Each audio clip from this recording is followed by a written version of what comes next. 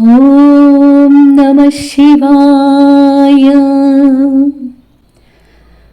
ఛందస్యాఖిసికాన్వితైర్ద్విజవరైః సంసేవితే శాశ్వతే సౌఖ్యాపాదిని ఖేదభేదిని సుధాసారై ఫలైర్దీపితే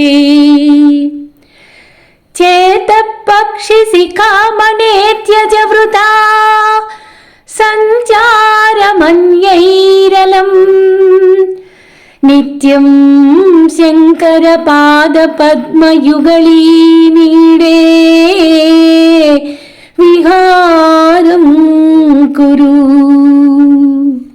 ఈ శ్లోకంలో ఆచార్యులు ఈ మనస్సుని పక్షితో పోల్చి పరమేశ్వర పాద పద్మాలనే ద్వంద్వాలను, అంటే రెండు పాదాలను ఆ పక్షి యొక్క గూటితో పోల్చి, పక్షి యొక్క గూటిలో స్థిరంగా పరమేశ్వరుడు ఉండవలసిందిగా ఈ శ్లోకంలో ఆచార్యులు ప్రార్థిస్తూ ఉన్నారు. అంటే ఇక్కడ మనస్సుని పక్షితో పోల్చారు, తర్వాత పక్షి గూటితో పోల్చారు.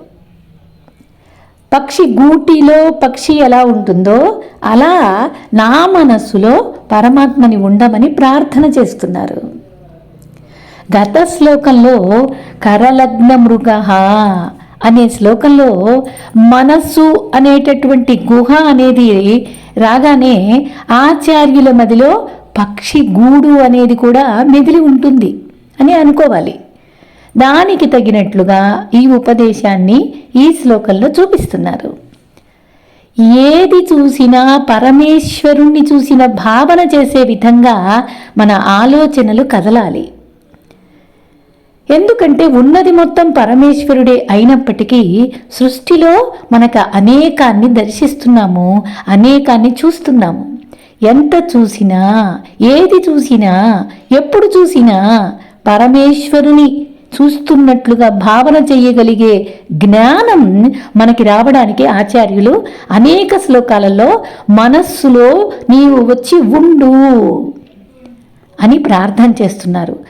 పరమేశ్వరుడికి మనస్సు ఎలా అనుకూలంగా ఉంటుందో, ఎలా అయితే ఆయన స్థిరంగా ఉంటాడో, అందుకని మనస్సును అనేక విధాలుగా తయారు చేసి పెట్టుకున్నాను. నువ్వు రా, నువ్వు ఉండు, స్థిరంగా ఉండు, అటు ఇటు వెళ్ళొద్దు అని చెప్పుకుంటున్నారు. పక్షులు సామాన్యంగా చెట్ల మీదనే గూళ్ళు పెడతాయి, ఇది అందరికీ తెలుసు.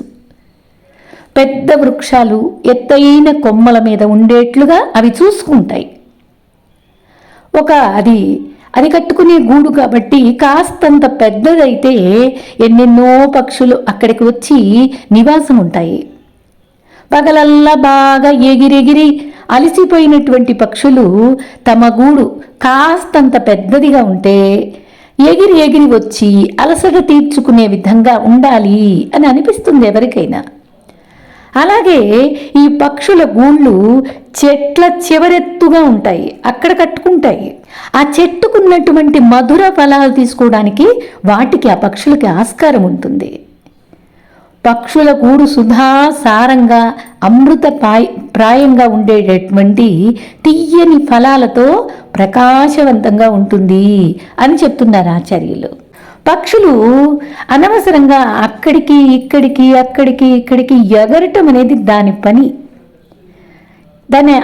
ఎగరటం అనే పనిని అవి మానుకొని కూర్చున్నట్లయితే హాయిగా తన యొక్క స్వస్థతను అనుభవిస్తూ ఉంటుంది.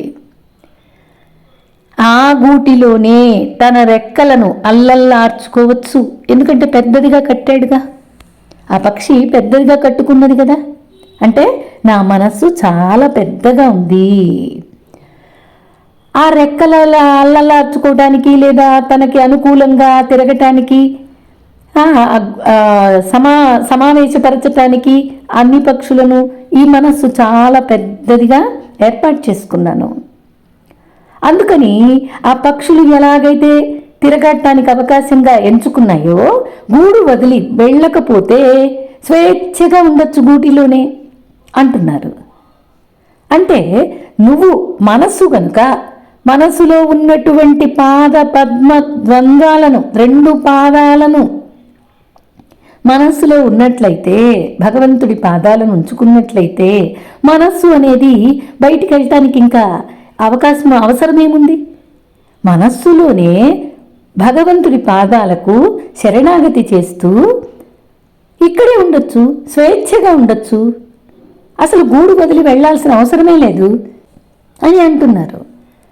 మనస్సు అనేది ఒక ఉత్తమమైన పెద్ద పక్షి. ఆ పక్షి ఎక్కడెక్కడికో తిరగడం విడిచిపెట్టి తన మనసైన గూటికి చేరుకోగలిగితే ఆ కష్టం నుంచి విముక్తి పొందుతుంది కదా. అది మనస్సు అసలు పదే పదే మాటి మాటికి బయటికి వెళ్ళిపోతూ ఉండే మనస్సుని కట్టేయచ్చు కదా అని, అసలు తన గూడేమిటి, ఎక్కడ ఉంది, అసలు నేను ఎక్కడ ఉండాలి అనే ఆలోచన జీవుడు చేస్తూ ఉన్నట్లయితే ఏమని చెప్తున్నారు ఈ శ్లోకంలో అంటే, ఛందశాకి శిఖాన్వితై ద్విజవరై. ఇక్కడ వేదాలు అనే వృక్షం యొక్క కొనలలో ఉండేటటువంటి, అంటే వేదాల యొక్క చివరి భాగంలో ఉండేటటువంటి ఉపనిషత్తు వాక్యాలు అనేటువంటి సద్బ్రాహ్మణులు వేదాంతపరమైన పరమాత్మ తత్వాన్ని తెలుసుకున్నటువంటి వాళ్ళని ఆశ్రయించినటువంటి గూడు. పరమాత్మ తత్వాన్ని తెలుసుకున్నటువంటి వాళ్ళని నువ్వు ఆశ్రయించాలి. ఇక్కడ ఉండేది సద్బ్రాహ్మణులు. శాశ్వతమైన నిత్యమైనది ఈ గూడు. సౌఖ్యాపాదిని ఖేద భేదిని అది చెప్తున్నారు. అక్కడక్కడ తిరగడం వల్ల వచ్చే కష్ట నష్టాలను పోగొడుతుంది. శాశ్వతపరమైనటువంటి సుఖాన్ని ఇస్తుంది ఈ గూడు, సౌఖ్యాపాదిని. కానీ ఇతర సంచారం వల్ల కష్టాలను తెచ్చిపెట్టుకోగలుగుతుంది. కానీ ఈ గూడు అమృత సార ఫలితమైన జ్ఞానము, మోక్షము అనే వేరు పదాలతో పిలుచుకోబడేటటువంటి ప్రకాశము, ఫలవంతము అయినటువంటిది ఈ గూడు అని చెప్తున్నారు. ఆ గూట్లో ఎవరున్నారు? ద్విజవరై బ్రాహ్మణులు, సద్బ్రాహ్మణులు ఉన్నారు. బ్రహ్మతత్వాన్ని అనుభవిస్తూ వేదాంతపరమైనటువంటి విషయాలని చెప్పేటటువంటి వాళ్ళు, తెలుసుకునేటటువంటి వాళ్ళు ఈ గూడిలో ఉన్నారు. అటువంటి వాళ్ళు ఆశ్రయించారు కాబట్టి ఈ గూడు అనేది శాశ్వతంగా ఉంటుంది. ఇలాంటి గూట్లో నీవు నివాసం చెయ్యాలి. మనస్సు అనేటటువంటి ఓ ఉత్తమమైన ఓ పక్షి, నీవు వృధాగా సంచారం అనేది వదిలిపెట్టేసేయి.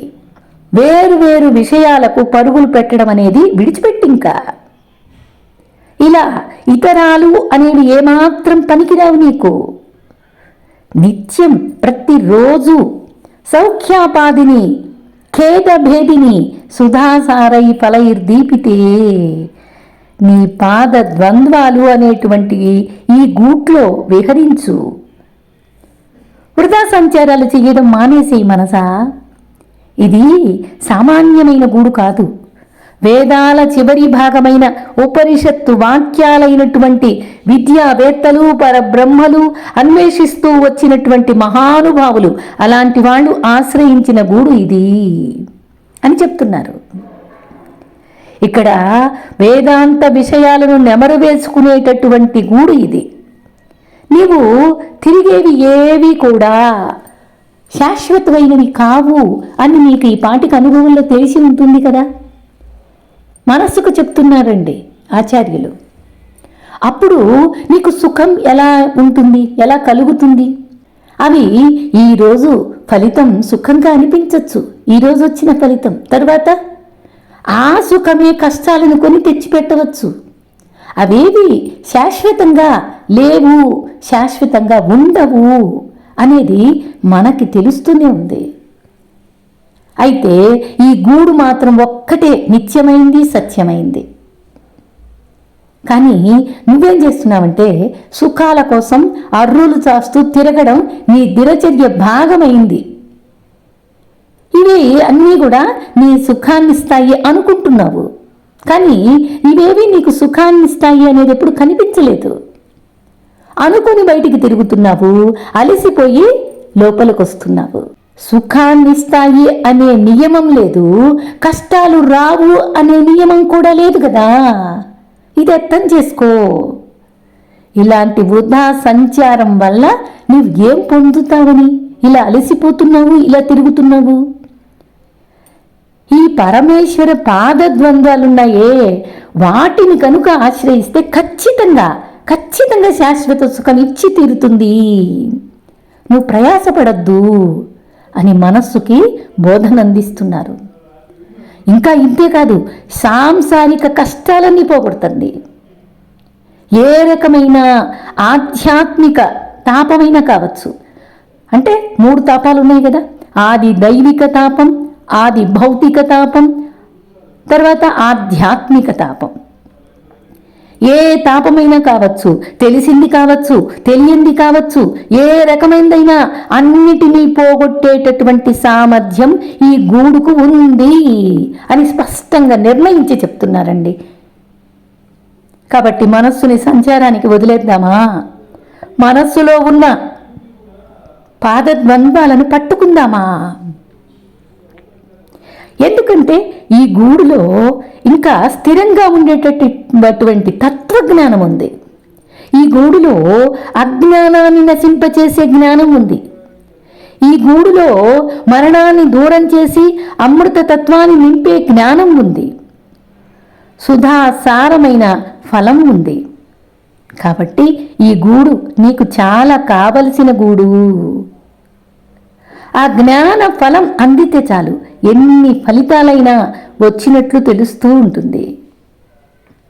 ఇంకా ఏ సుఖం కోసం, ఏ ఫలితం కోసం ఆశించాల్సిన పనే లేదు. ఎందుకంటే ఆ గూటిలో పాదద్వంద్వాలు, ఈశ్వరుని పాదద్వంద్వాలు ఉన్నాయి. దీనివల్ల నీకు స్వస్వరూప సుఖం అనుభవంలోకి వచ్చినట్లు అనుభవంగా తెలుస్తుంది. ఎవరు చెప్పటం వల్ల కాదు, నీకే అనుభవం అవుతుంది. అందుకని ఈ పక్షి అనే మనస్సులో ఈ గూడు అనేటటువంటిది, ఆ గూట్లో ఆ పాదద్వంద్వాల్ని ఉంచుకో. అందుకని నువ్వు అటు ఇటు వెళ్ళొద్దు. అమృత తత్వంలో తత్వజ్ఞానం ఉంది, మిగతా విషయాల్లో అది లేదు అనేది మనకి పాటికి అర్థమైపోయింది కదా. ఇటువంటి గూట్లో మిగతావేవి నాకు వద్దనే వద్దు అని పక్కన పెట్టి ఈ గూటినే ఆశ్రయించి నిత్యం ఇక్కడే నువ్వు స్థిరంగా ఉండు అని చెప్తున్నారు. పాదపద్మాలు, ఈ పరమేశ్వర పాదపద్మాలను గురించి ఎన్ని రకాలుగా కావాలో అన్ని రకాలుగా భావన చేసుకో. ఎందుకు అటు ఇటు తిరుగుతావు? ఎందుకు బయటికి పరిగెడతావు? ఎన్ని రకాలుగా భావన చేసుకోవాలో చేసుకో. ఆలోచనకి ఎన్ని రకాలుగా ఈ పాదద్వంద్వాలను గురించి ఆలోచించుకో. ఎలా పూజిస్తే బాగుంటుందని ఊహలు చేసుకో, ఎన్నైనా ఊహలు చేసుకో. వేరే వేరే విషయాల కోసం నువ్వు బయటికి ఎందుకు వెళ్తావు? బయటికి రావద్దు అని ఆచార్యుడు వారు చక్కగా ఉపదేశం చేస్తున్నారు. కావ్య సౌందర్యం శ్లోకంలో ప్రస్ఫుటంగా కనపడుతున్నప్పటికీ దాన్ని దాటి ఫలితమైనటువంటి సౌందర్యమే చాలా ఎక్కువగా కనపడుతుంది. ఆ ఫలితము, ఆ అనుభవము బాగా గోచరమవుతుంది. తత్వ సౌందర్యానికి వస్తే ఆచార్యులు ఒక పక్షిని దృష్టిలో, ఒక గూటిని దృష్టిలో ఉంచుకొని మాత్రమే ఈ శ్లోకాన్ని వ్రాయలేదు. అది కూడా మనం గమనించాలి. చాందోగ్యోపనిషత్తులో చెప్పిన విధంగా తనదైన శైలిలో ఆచార్యులు వివరిస్తున్నారు. ఆచార్యుల వాక్కు అమృత వాక్కు, వృధా అనేది ఒక్కటి కూడా ఉండదు. కాబట్టి ఉపనిషత్తుల్లో సారాంశాన్ని తీసుకొచ్చి ఆయన ఊహకు అందినటువంటి ఒక మంచి అనుభవమైనటువంటి విషయాన్ని ఇక్కడ మనకు అందిస్తున్నారు. ఒక పక్షి, అది ఆ చాందోగ్యంలో ఏం చెప్పారు అనేది ఒక విషయంగా చెప్తున్నారు. ఒక పక్షి, దాని కాలికి తాడు కట్టారు ఆ పక్షికి. ఇంకా ఆ పక్షిని వదిలేశారు. కాలికి దారం కట్టి తాడు కట్టి పక్షిని వదిలేశారు. ఆ పక్షి ఎగరగలను, ఎంతైనా ఎగరగలను అనే దాని మనస్సుకి ఉంది కదా. కాబట్టి అది ఎంతగానో అనుకుని నానా దిక్కులకు ఎగురుతుంది. ఏ దిక్కుకు ఎగిరినా సరే ఆ తాడు అడ్డుపడుతూనే ఉంది, వెనక్కి లాగపడుతూ ఉంది కదా, ఒకదానికి కట్టేశారు కదా, కాబట్టి దానికి ఒక నియతి ఉంది, ఎక్కడ దాకా వెళ్ళాలో అక్కడ దాకా వెళ్తుంది, నియమించారు. ఇంకంతకంటే ఎక్కువ పక్కకి పైకి ఎగరలేదు. కట్టిన తాడు అడ్డుగా బంధిస్తూనే ఉంది. ఇంకా అవకాశమే లేక ఎక్కడైతే తాడు కట్టారో ఆ స్థలానికి వచ్చి కూర్చుంది. ఎగిరింది, ఆ పక్కకి ఈ పక్కకు తిరిగింది, అలసిపోయింది. దానికి బంధం ఉంది, స్వేచ్ఛ లేదు అని తెలుసుకుంది. వచ్చి ఆ స్థలంలోనే ఎక్కడైతే కట్టారో మొదటికి మూల స్థానానికి వచ్చి కూర్చుంది. అక్కడికి వచ్చి ఆగిన తరువాతని దానికి విశ్రాంతి దొరికింది. ఆ విషయం కూడా అర్థమైంది. స్వేచ్ఛా విహారానికి అవకాశం లేదు అనేది అర్థమైంది. అలాగే మనస్సు యొక్క ప్రధానోపాధి అయినటువంటి జీవుణ్ణి ఈ శరీరంలో కట్టిపడేసే మనస్సు కూడా ఎన్నెన్నో విషయాల మీదకు వెళ్ళి ఏ సుఖాన్ని పొందలేక అలసిపోయి ఏ ఫలితాన్ని పొందలేక ఈ శరీరంలో జరుగుతున్నటువంటి ప్రాణము అపానము రెండు ఉన్నాయి కదా, ఇన్హేల్ ఎక్సేల్ అంటారు కదా, ఉసురాట అంటారు కదా, ఈ ప్రాణాపానాల్ని నెరవేరుస్తున్న పరమాత్మను చేరవలసిందే. ఎంత బాగా చెప్పారో చూడండి ఆచార్యులు. అంటే నీ శ్వాస మీద దృష్టిని నిలుపు, అనవసరంగా పైకి పక్కకి పరిగెత్తద్దు, అలసిపోతావు. విషయాల మీదకి వెళ్ళి ఏం సుఖాన్ని పొందావు ఇప్పటిదాకా నీకు అనుభవంలో తెలియలేదా?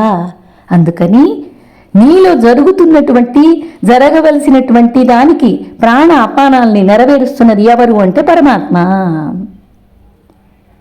అక్కడికి చేరాలి. పక్షి కాలికి కట్టిన తాడు మొదలు ఎక్కడుందో గుర్తించినట్లుగా ఈ జీవుడు కూడా ఆ జీవునికి కట్టబడి ఉన్న మనస్సు, ఆ మనస్సు యొక్క మొదలు పరమేశ్వరుని ఆధీనంలో ఉంది అనే విషయం ఎంత చక్కని ఉపమానంతో తీసుకొచ్చి పెట్టారు మనకి. కాబట్టి స్వస్వరూపమైన పరమేశ్వరుని పొందడమే మార్గం, ఇంకా వేరే మార్గం లేదు అనే విషయాన్ని ఈ ఉపనిషత్తు మనకి చక్కగా తెలియజేస్తుంది. ఆ ఉపనిషత్తుల విషయాలు కూడా సామాన్య సాధకులకు అందే విధంగా చిన్న ఉపమానంతో ఆచార్యులు మనకు అందిస్తూ ఉన్నారు. అయితే ఇంకా ఈ ఉపనిషత్తులో ఇంకా ఒక అద్భుతాన్ని చూపిస్తారండి. ఏంటంటే చాందోగ్యోపనిషత్తు అద్భుతంగా చెప్తుంది. ఈ వాక్యం మనకి ఎక్కడి నుంచి చెప్పుకోవచ్చు అంటే సుషుప్తి అవస్థ ప్రస్తావన తెచ్చిపెడుతుంది. ఎలాగా? మన అనుభవంలో తెలిసిన విషయాన్ని వర్ణిస్తున్నారు. మానవుడికి 3 అవస్థలు ప్రధానంగా ఉంటాయి. ఒకటేమిటి? జాగ్రత్త అవస్థ, 2 స్వప్నావస్థ, 3 సుషుప్తి అవస్థ. జాగ్రత్త అవస్థ అంటే ఇంద్రియాలతో ఆయా విషయాలను గమనించటం, అలాగే ఇది జాగ్రత్త అవస్థ సహజంగా అందరికీ తెలిసిన విషయం. అలాగే స్వప్నావస్థ అంటే బాహ్య ఇంద్రియాలు పనిచేయకుండా కేవలం మనస్సుతో మాత్రమే పనిచేసి కలలు కంటూ ఉండడం, ఇది స్వప్నావస్థ. ఈ 2 అందరికి అనుభవం. మరి సుషుప్తి అవస్థ, ఈ రెండింటిలో కూడా మనస్సు ఇంద్రియాలు అలసిపోతాయి, ఇది అందరికీ అనుభవమే. తన అలుపును శ్రమను తీర్చుకోవడం కోసం అన్నిటినీ మానేసి మనస్సుతో జీవుడికి ఏ రకమైన సంబంధము లేకపోవడం వల్లనే మనస్సు ఆ సమయంలో తన క్రియలను నిర్వర్తించలేకపోవడం వల్ల తన స్వస్వరూపమైన పరమాత్మతో తాత్కాలికమైనటువంటి సంబంధం కలిగి ఉంటుంది. అదే సుషుప్తి అవస్థ అని చెప్తున్నారు. జాగ్రత్త అవస్థలో ఇంద్రియాలు పనిచేస్తాయి, స్వప్నావస్థలో మనస్సు పనిచేస్తుంది. సుషుప్తి అవస్థకు వచ్చేసరికి ఈ 2 అలసిపోయి స్వస్థానమైనటువంటి సుషుప్తి అవస్థలో శాంతి సేదతీరుతుంది. అదే సుషుప్తి అవస్థ, ఏమీ తెలియనటువంటి స్థితి. ఆ సంబంధం ప్రాప్తి ద్వారా మనకి సుషుప్తి అవస్థ అనేది వచ్చింది. అందుకు పరమాత్మ తత్వాన్ని అనుభవించడానికి నీకు ఉపమానం కావాలి అంటే ఇదొక్కటే. అందుకే చెప్తున్నారు, ఈ సంబంధ ప్రాప్తి ద్వారా జీవుడు విశ్రాంతి పొందుతాడు. తాత్కాలికంగా ప్రతిరోజు జరిగే ఈ సుషుప్తి అవస్థ వలన విశ్రాంతి పొందుతున్నాడు జీవుడు అనే విషయం కూడా అందరికీ ఇప్పుడు అనుభవంలోకి తెలిసింది. అందుకే నిద్ర లేవగానే శక్తి పుంజుకుంటున్నాడు జీవుడు. తాత్కాలికంగా అయిపోయింది ఇది. కానీ దీనితో పాటుగా జాగ్రత్త అవస్థ, మళ్ళీ స్వప్నావస్థ తిరిగి మళ్ళీ వస్తూ ఉంటాయి, జరుగుతూ ఉన్నాయి కదా. సుషుప్తి నుంచి బయటికి రాగానే మళ్ళీ జాగ్రత్త అవస్థ, స్వప్నావస్థ, మళ్ళీ అలసిపోవటం. ఇది ఇలా తాత్కాలిక విశ్రాంతి నిత్యకృత్యమైపోయింది. అలా కాదు, ఇప్పుడు ఆచార్యుల బోధ విన్న తర్వాత సామాన్య సాధకుడికి కూడా ఇంకా ఇప్పుడు అలా కాదు. ఇంద్రియాలతో ఉన్నటువంటిది మనస్సుతోటి నిమిత్తమే లేకుండా పరమేశ్వరునితో నిత్య శాంతిగా నిలవాలి అంటే ఆ స్వస్వరూప అనుభవమే శాశ్వతంగా నిలవాలి. అంటే ఏం చెయ్యాలి? ఈ అనుభవం, స్వస్వరూప అనుభవం శాశ్వతంగా నిలబడాలి అంటే ఏం చెయ్యాలి అనేది మళ్ళీ మననం చేసుకోవాలి, విచారణ చేసుకోవాలి. ఈ ఉపనిషత్తులో చెప్పిన మనస్సు అనే పక్షి, ఈ శ్లోకంలో చెప్పిన చేత పక్షి అన్న మనస్సే కదా. ఈ రెండు వాక్యాల్లో చెప్పినటువంటి పక్షి శంకర పాద పద్మాల యందు నిలిచి తీరాలి. ఇతర విషయాలకు వెళ్ళడం మానుకోవాలి. ఇతర విషయాలకు వెళ్ళినందువల్ల కేవలం శ్రమ తప్ప ఏమీ లేదు. మళ్ళీ జనన మరణం చక్రమే తప్ప, దుఃఖమే తప్ప ఇంకా సుఖం అనేది లేదు అనేది అర్థం కావాలి. అందుకనే ఉపనిషత్తు వాక్యాలు సరైన తత్వ విధానంలో చెప్పే గురువుల్ని చూసుకోవాలి.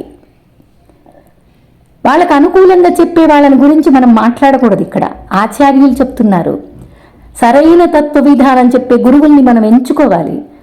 అది శాశ్వతమైన స్వరూపం, అనుభవాన్ని అందించే తత్వజ్ఞానంగా ఉండాలి. ఇప్పుడు చెప్పిన తాత్కాలిక సుషుప్తిలో భగవంతునిలో కలిసిన జీవుడికి ఇంత విశ్రాంతి కలిగితే, పరమేశ్వర పాద పద్మాల తత్వపరంగా అర్థం చేసుకున్న జీవ పరమేశ్వరుల ఐక్యం కలిగితే అప్పుడు ఇంకా ఎంత సుఖం ఉంటుంది? అప్పుడు నిత్య సుఖం కాదా? శాశ్వత ఆనంద స్వరూపం కదా మిగిలేది. ఈ కష్టాల కడలి మొత్తం లేకుండా పోతుంది కదా. ఆనంద స్వస్వరూప అనుభూతి మిగులుతుంది కదా. ఈ మానవ జన్మ వచ్చినందుకు జన్మ సాఫల్యత పొందుతుంది కదా. ఇంత శాశ్వతమైన ఆనందాన్ని వదిలేసి బాహ్యానికి ఎందుకు వస్తావు? నీ అంతరాత్మలో, నీ మనస్సులో ఉన్నటువంటి పరమేశ్వర పాద పద్మాల్ని బాగా అనుభవించు, బాహ్యానికి రావద్దు. అందుకని అట్లా చెప్తూ ఈ శ్లోకంలో ఆచార్యుల మనస్సులో పాద పద్మాలను నింపుకో అని మనకు బోధ చేస్తున్నారు. ఎంత చక్కని శ్లోకం. ఛందస్యాఖి శిఖాన్వితై ద్విజవరైః సంసేవితే శాశ్వతే సౌఖ్యాపాదిని ఖేదవేదిని సుధాసారై ఫలైర్దీపితే చేత పక్షి శిఖామణే త్యజ వృథా సంచారమన్యైరలం నిత్యం శంకర పాద పద్మయుగళీ నీడే విహారం కురు. ఓం నమః శివాయ.